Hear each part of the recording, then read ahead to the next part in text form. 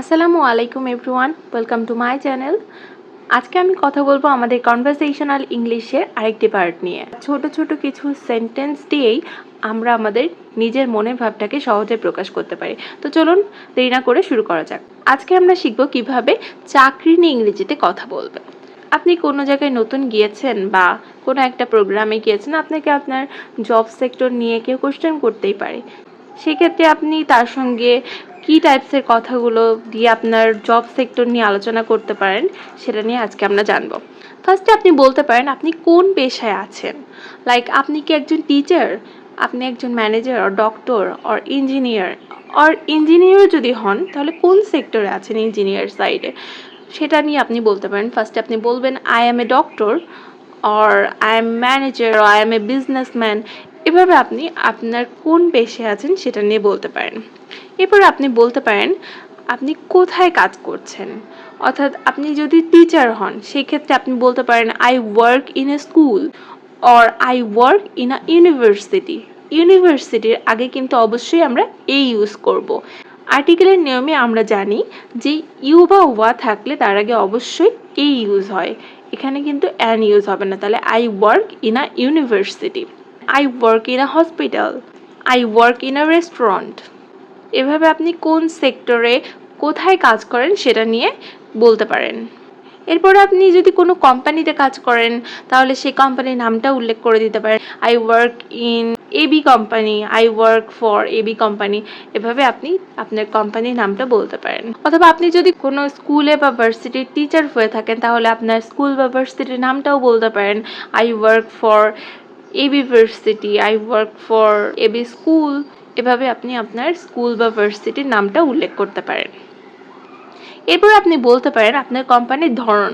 অর্থাৎ আপনি যদি কোনো একটা কোম্পানিতে কাজ করেন, সেটা private company or public company, সেটা নিয়ে বলতে পারেন। অর্থাৎ কোম্পানিটা কী টাইপসের কোম্পানি সেটা নিয়ে বলতে পারেন। Like it is a private company, it is a health care company. এটা কোন ধরনের কোম্পানি সেটা নিয়ে বলতে পারেন। এবং আপনার কোম্পানি কি করে, আপনার কোম্পানির যে কাজটা সেটা নিয়ে আপনি বলতে পারেন। Like it is a private company which provide financial services. এছাড়া আপনি বলতে পারেন it is a public company or it is a health care company which provides marketing services. এভাবে আপনি যে সেক্টরে জব করেন, আপনার জব সেক্টরে কাজটা কি, আপনার জব সেক্টরটা কোন ধরনের সেটা নিয়ে আপনি বলতে পারেন। আপনি কোন সাইডে কাজ করেন, লাইক সেটা কি কোনো marketing site or editing site, HR সাইডে কাজ করেন, সেটা নিয়ে বলতে পারেন। Like I work in the marketing department. আপনি যে কোম্পানিতে কাজ করেন সেটা কোন ডিপার্টমেন্টে, সেক্টরে, কোন ডিপার্টমেন্টের সাইডে, সেটা নিয়ে আপনি বলতে পারেন I work in the marketing department or I work in the tech department, I work in the editing department. এভাবে আপনি আপনার কোন সাইডটায় কোন বিভাগে কাজ করেন সেটা নিয়ে বলতে পারেন। এছাড়া আপনি আপনার জব সেক্টরে কি করেন সেটা নিয়ে ডিটেলসে বলতে পারেন। Like I have to take care of patients. আপনি যদি নার্স হয়ে থাকেন আর ডক্টর হয়ে থাকেন আপনি বলতে পারেন যে আপনি পেশেন্টসদের টেক কেয়ার করেন। অথবা আপনি যদি একজন টিচার হয়ে থাকেন তাহলে বলতে পারেন I have to teach students. এভাবে আপনার জব সেক্টরে আপনার যে কাজটা সেটা নিয়ে বলতে পারেন। এরপরে আপনার দায়িত্বটা কি, আপনি কার কাছে দায়বদ্ধ সেটা বলতে পারেন। Like I am responsible for many students. আপনি যদি একজন টিচার হয়ে থাকেন আপনার অনেক স্টুডেন্টের কিন্তু দায়িত্ব থাকে। আপনি যদি একজন ডক্টর হয়ে থাকেন ও নার্স হয়ে থাকেন আপনার দায়িত্ব হবে অনেক পেশেন্টসের। সেক্ষেত্রে আপনি বলতে পারেন I am responsible for 30 patients. আপনি একজন ম্যানেজার হয়ে থাকলে, কোনো একটা কোম্পানি ম্যানেজার হয়ে থাকলে আপনি বলতে পারেন I am responsible for several clients. অর্থাৎ আপনি যে সাইডে জব করেন সেই সাইডের কাজটা, আপনার যে দায়িত্বটা, রেসপন্সিবিলিটিটা, সেটা নিয়ে আপনি বলতে পারেন। এরপরে আপনার সবচেয়ে বেশি সময় কিসের মধ্য দিয়ে যায় সেটা বলতে পারেন। আপনি একজন টিচার, আপনার বেশিরভাগ সময় স্টুডেন্টদের সঙ্গে কথা বলার ক্ষেত্রে যায়।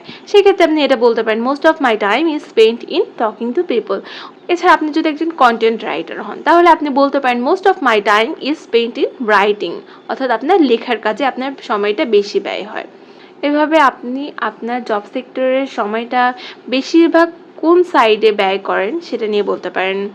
এরপর আপনি যদি আপনার চাকরিকে পছন্দ করেন তাহলে বলতে পারেন I love my job or I enjoy my job, it is help people and I get to have a lot of free time. আপনি ধরুন কোনো একটা সেক্টরে জব করেন, সেটাতে আপনি অনেক এনজয় করছেন। তার কারণটা কি, আপনি সেখানে অল্প টাইমের মধ্যে কাজটাকে কমপ্লিট করতে পারছেন, আপনি অনেক পিপলকে হেল্প করতে পারছেন, যেটা আপনার মনকে একটা শান্তি দিচ্ছে। আপনি সেইটা নিয়ে বলতে পারেন যে আপনি অনেক পিপলকে হেল্প করতে পারছেন এবং আপনার অনেক ফ্রি টাইমও আছে, এই জন্য আপনি আপনার জবকে অনেক এনজয় করেন। এভাবে আপনি আপনার জবকে কেন পছন্দ করেন সেটা নিয়ে বলতে পারেন। এছাড়া আপনি যদি আপনার জবকে অপছন্দ করেন সেটা নিয়েও বলতে পারেন I hate my job because it is don't enjoy, I don't get to spend time with family. হয়তো আপনার জব সেক্টরে ফ্রি টাইম আপনি পান না আপনার ফ্যামিলিকে দেওয়ার জন্য, অথবা পিপলকে হেল্প করতে পারেন না, সেই ক্ষেত্রে আপনি আপনার জব সেক্টরকে অপছন্দ করেন। সেটা নিয়ে আপনি আপনার জব নিয়ে বলতে পারেন। তাহলে আজকে আমরা কি শিখলাম? আজকে আমরা শিখলাম কিভাবে আপনি আপনার চাকরি নিয়ে কথা বলতে পারেন। ফার্স্টে আপনি আপনার চাকরিটা কোন সেক্টরে, কোন সাইটে আপনি চাকরি করেন সেটা নিয়ে বলবেন এবং কোথায় চাকরি করেন। তারপরে সেই কোম্পানির নামটা বলবেন, আপনার কোম্পানির ধরনটা কি, আপনি কোম্পানিতে কি করেন সেটা নিয়ে আপনি কথা বলতে পারেন। এরপরে আপনি কোন সাইডে কাজ করেন সেটা নিয়ে বলতে পারেন, আপনার কাজটা কি মূলত সেটা নিয়ে কাউকে বলতে পারেন। এমনকি আপনার জব সেক্টরে আপনার রেসপন্সিবিলিটিটা কি, আপনার বেশি সময় কিসে ব্যয় হয়, আপনি চাকরিটাকে কেন পছন্দ করেন বা অপছন্দ করেন সেটা নিয়ে আপনি বলতে পারেন। সো গাইস, আজকে এই পর্যন্তই। সবাই ভালো থাকবেন, সুস্থ থাকবেন। ধন্যবাদ সবাইকে।